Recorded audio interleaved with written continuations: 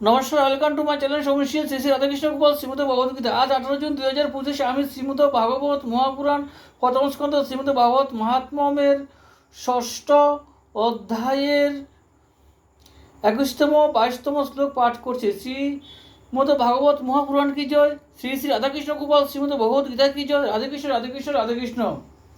শ্রীমদ ভাগবতের প্রবচনে সেই সব লোককে ভার দেওয়া উচিত নয় যারা পণ্ডিত হওয়া সত্ত্বেও নানা রকম ধর্মের মতবাদে বিভ্রান্ত, কামুক এবং পাষণ্ড প্রচারক পাঠকদের সঙ্গে তাকে সাহায্য করার জন্য তারই মতো আরও একজন বিদ্বান পণ্ডিত থাকবেন। পণ্ডিত যেন সব রকম সংশয় নিরসন করতে সমর্থ এবং শ্রোতাদের বোঝানোর ব্যাপারে পারদর্শী হন।